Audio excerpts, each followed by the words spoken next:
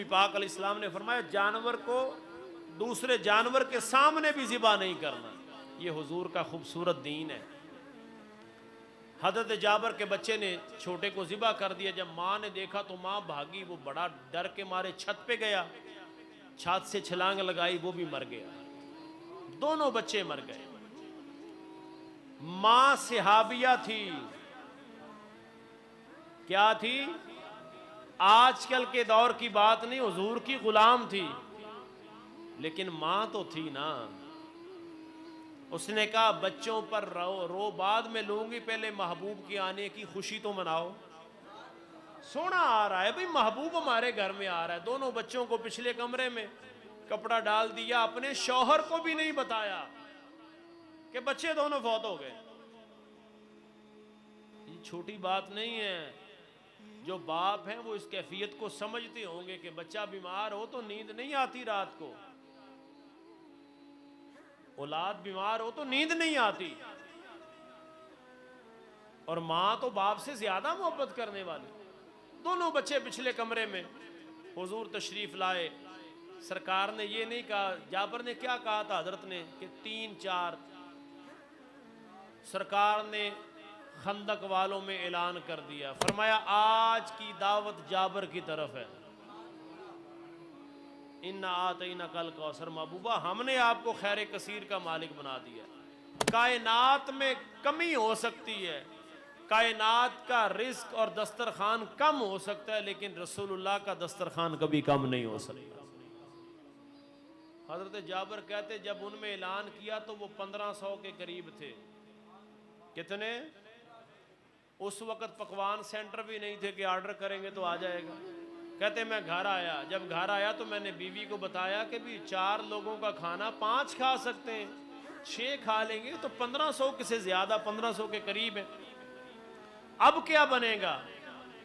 بیوی اگر نیک ہو نا تو پھر ایسی ہوتی ہے. اس نے کہا جابر پریشان کیوں ہوتا ہے, اللہ جانے اس کا رسول جانے, ہمیں کیا, ہمارے پاس تو جو تھا پیش کر دیا, اللہ جانے اس کا محبوب جانے. حضرت جابر کہتے محبوب گھر میں تشریف لائے. حضور جب گھر میں تشریف لائے نا تو سرکار نے فرمایا کہ 10-10 صحابہ بیٹھے. 2 مختلف روایات ہیں, میں دونوں کو عرض کر دیتا ہوں. سرکار نے 10-10 صحابہ ان کے ڈرائنگ روم میں بٹھا دیے, بیٹھک میں بٹھا دیے, مہمان خانے میں بٹھا دیے, کھانا تناول فرما رہے ہیں. اور حضور نے کیا فرمایا؟ فرمایا جب تک میں نہ ہوں کسی کو کھانا نہیں دینا. حضور جب تشریف لائے تو حضور نے اپنا لعاب دہن ہنڈیاں میں بھی ڈالا, سرکار نے اپنا لعاب دہن آٹے میں بھی ڈالا. جابر کی بیوی کہتی میں پکاتی جاتی, مصطفیٰ تقسیم کرتے جاتے, حضور بانٹتے جاتے. فرماتے 10-10 صحابہ کھانا کھا رہے, اب کتنے دنوں سے نہ کھایا ہو اور پھر آگے کا بھی پتہ نہیں کہ کیا بنتا ہے, تو کھانا کھا رہے ہیں 10-10 صحابہ. حضور نے فرمایا ہڈیاں کسی نے ضائع نہیں کرنی. جبریل نے آ کر کے بتا دیا کہ سونے آپ کے آنے سے پہلے یہ ہو چکا ہے, یہ ہو چکا ہے. فرمایا ہڈیاں کسی نے ضائع نہیں کرنی. ہڈیاں بھی موجود ہیں. سبھی صحابہ کھا کر کے چلے گئے. حضرت جابر کی خواہش تو یہ تھی کہ سونے آپ کھا لیں, کیونکہ میں نے شاید کسی ایک موقع پہ کہا تھا کہ جب سے کائنات بنی ہے اور جب تک کائنات قائم رہے گی, کائنات کا دولہا بس ایک ہی ہے. کائنات کا دولہا بس, ہم سارے براتی اور براتیوں کو کھانا ملتا ہے دولہے کی وجہ سے, ایسا ہے کہ نہیں؟ چیف گیسٹ دولہا ہی ہوتا ہے. یہ کائنات جو کھا رہی ہے نا, یہ کھانا دولہے کے صدقے سے مل رہا ہے.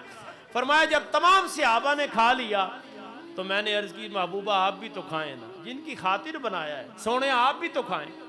محبوب نے فرمایا جابر اپنے بچوں کو بلاؤ, جابر اپنے بچوں کو بلاؤ. جبریل نے تو بتا دیا, کہا محبوبہ ادھر ہی کہیں ہوں گے. بیوی سے پوچھا, بیوی نے سارا واقعہ سنا دیا, بھی یہ مسئلہ ہے.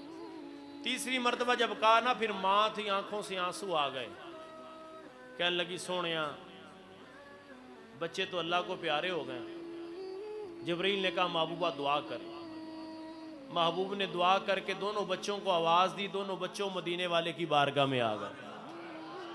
جن کے قدموں کا دھون ہے آب حیات, ہے وہ جانے مسیحا ہمارا نبی. दोनों बच्चे महबूब की बारगाह में।